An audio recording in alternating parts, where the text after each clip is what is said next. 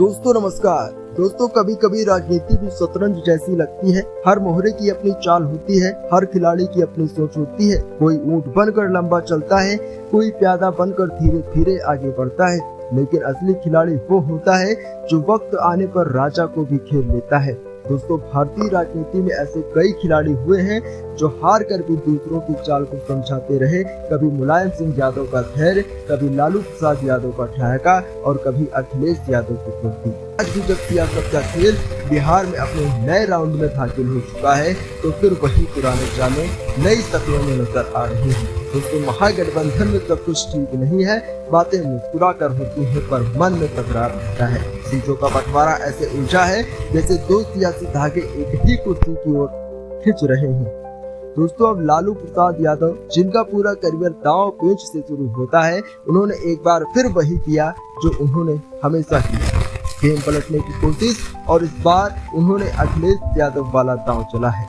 याद है ना 2024 का उत्तर प्रदेश का चुनाव, जब कांग्रेस और समाजवादी पार्टी के बीच सीट बंटवारे का ड्रामा चल रहा था तो अखिलेश यादव ने सबको चौंका दिया था। सीटों पर बात पूरे हुए बिना उन्होंने अपने उम्मीदवारों को टिकट दे दिया था। कांग्रेस सोचती रह गई कि समाजवादी पार्टी मैदान में उतर गई है। नतीजा ये हुआ कि कांग्रेस को बैकफुट पर आना पड़ा और आखिर में वही फार्मूला मानना पड़ा जिसे अखिलेश यादव ने तय किया था। अब उसी चाल को लालू यादव ने बिहार की मिट्टी में आजमाने की कोशिश की है। नामांकन की प्रक्रिया शुरू हो चुकी है पर सीट शेयरिंग का फार्मूला अभी तक फंसा हुआ है।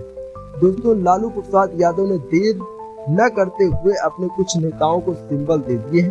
भाई वीरेंद्र, रेखा पासवान, बाघो सिंह, संजीव कुमार, राजेश कुमार, दीपू राणावत, सबको आरजेडी का झंडा थमाया गया है और कहा गया है कि जाइए आप अपना नामांकन कीजिए। दोस्तों पूरा पटना हिल गया है। कांग्रेस को भी मैसेज साफ है, अगर बात नहीं बनी तो आरजेडी अकेली लड़ाई लड़ेगी। राजनीति के इस प्रेशर पॉलिटिक्स में लालू ने वही चाल चली है जो उत्तर प्रदेश में कामयाब हुई थी, लेकिन बिहार की कहानी कुछ और थी। तेजस्वी यादव जैसे ही दिल्ली से पटना पहुंचे, गेम पलट गया। आधी रात को वो सारे उम्मीदवार जिन्हें सिंबल मिला था राबड़ी आवाज पर बुलाए गए। फॉर्म बी जो टिकट की पहचान होती है वो सबसे वापस ले लिया गया। मतलब कि साफ है कि लालू प्रसाद यादव का प्रेशर दांव इस बार फेल हो गया है, क्योंकि बिहार उत्तर प्रदेश नहीं है।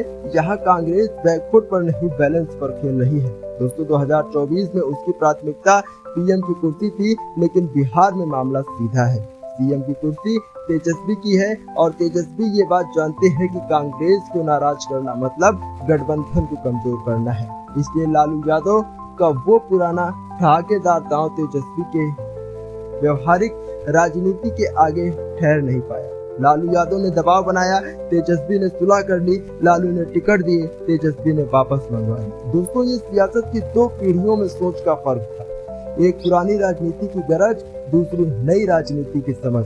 आज लालू प्रसाद यादव की चाल भले ही ठंडी पड़ गई हो, लेकिन इस पूरे खेल में एक बात साफ दिखी, आरजेडी अब सिर्फ लालू की पार्टी नहीं रही, वो तेजस्वी की दिशा में आगे बढ़ रही है। जहां पर ठहाकों की जगह रणनीति है और टकराव की जगह तालमेल। अब देखना ये है कि बिहार की ये पॉलिटिक्स शतरंज कहां जाकर रुकेगी। क्या तेजस्वी यादव लोहिया और लालू प्रसाद यादव की राह को मिलाकर कोई नया रास्ता बना पाएंगे, या फिर कांग्रेस फिर से पुराना बिग ब्रदर बनकर नियम तय करेगी। इन सब के बीच एक बात तो तय है, राजनीति में हर चाल का जवाब चाल से ही दिया जाता है और इस बार लालू यादव की चाल चाहे फेल हुई तो उस पर कांग्रेस और आरजेडी दोनों को सच्चाई दिखा दी है कि अब बिहार की सियासत ढाकों से नहीं रणनीति और समझ से चलेगी। तो इस वीडियो में फिलहाल इतना ही। आगे भी इसी प्रकार की और वीडियोस देखने के लिए इस वीडियो को लाइक करें, शेयर करें और चैनल को सब्सक्राइब करना मत भूलिए। बहुत बहुत धन्यवाद।